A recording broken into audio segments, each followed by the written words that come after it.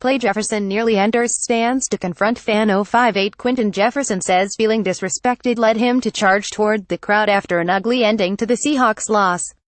058 No Seattle Seahawks players will be suspended for their actions at the end of Sunday's game against the Jacksonville Jaguars, although the NFL is still reviewing the melee under the standard process, a league official told ESPN's Adam Schefter.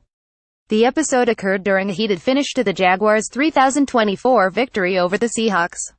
It included fights on consecutive plays as Jacksonville was kneeling to run out the clock and Seattle's defensive linemen continued their rush at strength. Seahawks defensive lineman Quinton Jefferson had to be pulled back while trying to confront a fan in the stands Sunday at the end of a loss in Jacksonville. After the first play, Seahawks defensive end Michael Bennett and Jaguars center Brandon Linder wrestled each other on the ground. Jaguars running back Leonard Fournette shoved Bennett during the ensuing melee. Those two were also flagged for unnecessary roughness, while Seattle's Sheldon Richardson was ejected for throwing a punch. Seahawks defensive lineman Quinton Jefferson was ejected on the next play. It isn't clear what Jefferson did to earn the ejection.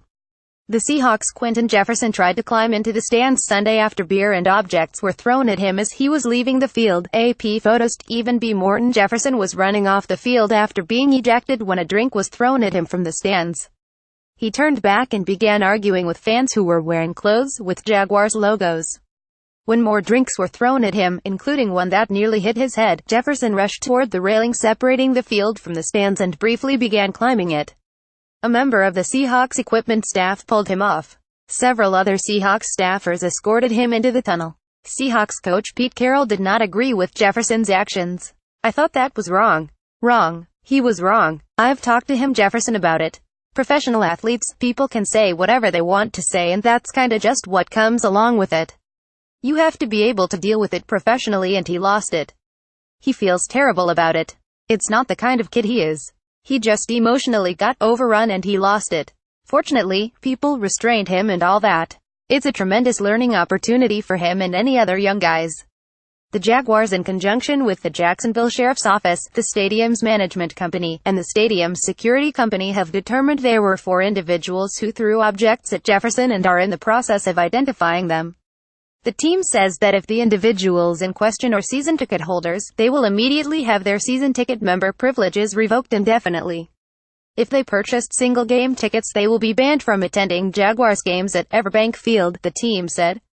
"We're grateful for the immediate response by stadium security personnel to the situation," the team said in a statement. "The Jacksonville Jaguars and our stadium partners are firmly committed to creating a safe and enjoyable experience for all who visit Everbank Field, including fans and members of the visiting team. It is unfortunate that the actions of a few would tarnish the reputation of the Jaguars fan base and the positive, electric game day atmosphere at yesterday's game."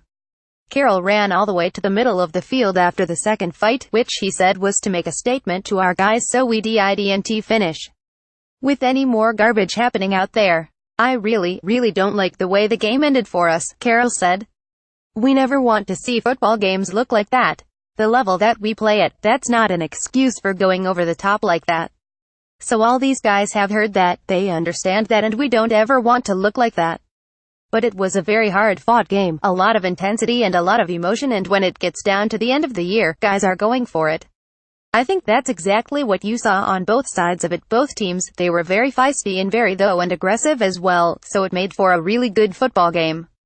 Carroll received an unsportsmanlike conduct penalty for running onto the field. He said he realized the game was decided by that point. ESPN's Brady Henderson and Michael DeRocco contributed to this report.